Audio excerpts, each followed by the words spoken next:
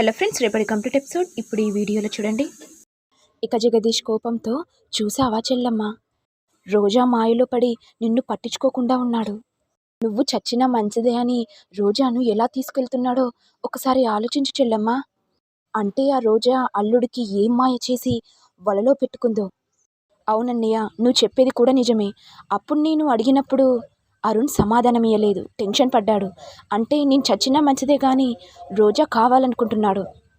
అరుణ్ అలా చేస్తాడని అనుకోలేదు. అయినా ఆ పెళ్లి ఎలా జరుగుతుందో నేను కూడా చూస్తా అన్నయ్య.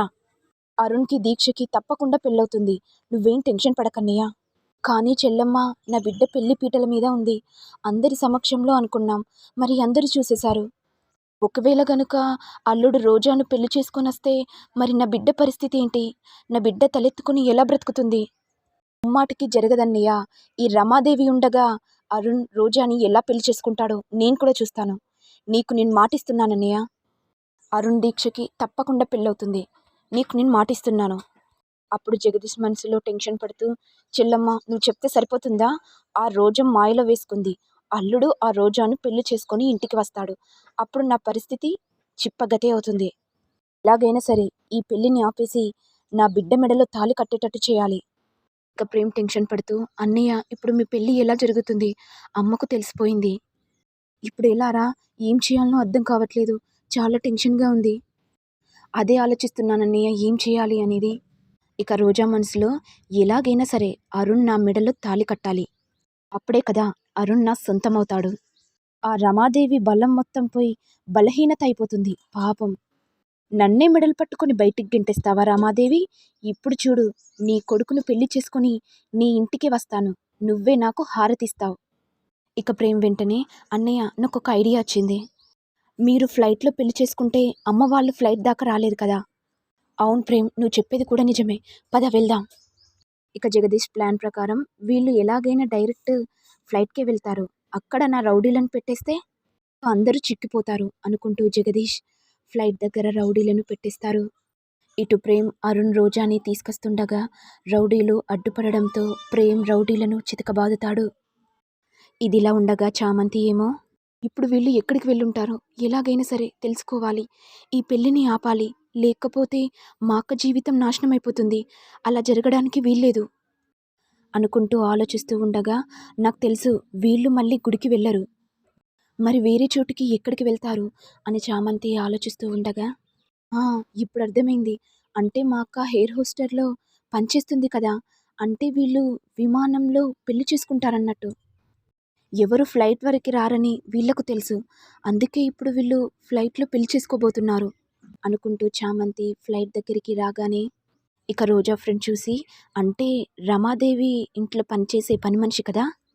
ఇక చామంతి రాగానే, ఏవండి అరుణ్ బాబు చామంతి మేడంని మీరు చూసారా? ఎటు వెళ్ళారండి? అవునా, ఇక్కడున్నారా అనుకుంటూ రోజా ఫ్రెండ్ తలుపును క్లోజ్ చేయగానే చామంతి ఏడుస్తూ, ఏవండి తలుపు తీయండి, మా అక్క డేంజర్లో ఉంది. అయ్యో దేవుడా, వీళ్ళిద్దరికీ పెళ్ళైపోతే మా అక్క జీవితం నాశనం అయిపోతుంది. నువ్వే కాపాడాలి స్వామి. మా అక్కకు తెలియట్లేదు ఎప్పుడో ఒకసారి నిజం తెలిసిపోతుందని. ఆస్తి అంతస్తులకు మీడలెక్కాలని ఎందుకు అనుకుంటుంది? ఏదో ఒకరోజు నిజం తెలిసిపోతే మా అక్క పరిస్థితి ఏమవుతుంది అనుకుంటూ చామంతి ఏడుస్తూ ఉండిపోతుంది. ఇదిలా ఉండగా రమాదేవి ఫ్లైట్ దగ్గరికి రాగానే ఫ్లైట్ వెళ్ళిపోవడంతో, అన్నయ్య ఫ్లైట్ వెళ్ళిపోతుంది, ఎలాగైనా సరే ఆపండి. ఏంటమ్మా ఏం మాట్లాడుతున్నావు? అది సైకిలా బండా? ఎలా ఆపాలి? అది విమానం కదా. ఇప్పుడు ఏం చేద్దామన్నయ్య? పద చెల్లమ్మ, వీళ్ళు ఏ ఫ్లైట్లో వెళ్ళారో మేనేజర్ చెప్తాడు. బీవీఏ ఫ్లైట్ నెంబర్, ఈ నెంబర్ ఫ్లైట్ వెళ్ళిపోయిందా? వెళ్ళిపోయిందండి. వెళ్ళిపోయినా సరే మనం వాళ్ళు ఏం చేస్తున్నారో మా కంప్యూటర్లో ఉంటుంది, మీరు చూడండి అని అనేసరికి అరుణ్ రోజాని పెళ్లి చేసుకోవడం చూసి రమాదేవి ఒక్కసారిగా షాక్ అవుతుంది. ఇక రమాదేవి కోపంతో, ప్రేమ్ నీ వల్లే కదా అరుణ్ చెడిపోయాడు. నువ్వు కాకుండా వీణ్ణి కూడా మార్చేశావు. రండి పెళ్లి చేసుకొని ఇంటికి వస్తారు కదా, చెప్తాం మీ అందరి సంగతి అనుకుంటూ రమాదేవి ఇంటికి వెళ్ళగానే దీక్ష ఏడుస్తుండడం చూసి, అత్త ఏమైంది? అరుణ్ బావ రోజాని పెళ్లి చేసుకున్నాడా?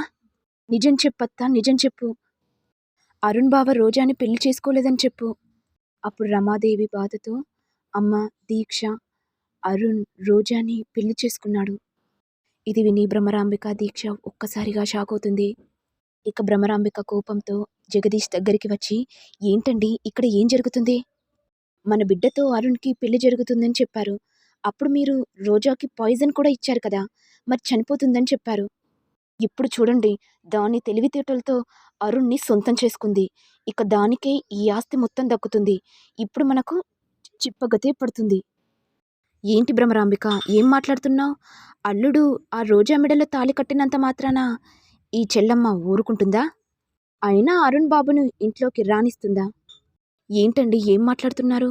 ఒకవేళ అరుణ్ అల్లుడు రోజాని ఇంట్లోకి తీసుకొస్తే చెల్లమ్మ రోజా మెడలో ఉన్న తాళిని తెంపేస్తుంది. మరి రోజా ఊరుకుంటుందండి? ఎందుకు ఊరుకోదు? ఊరుకుంటుంది. పిచ్చి మాలోకం.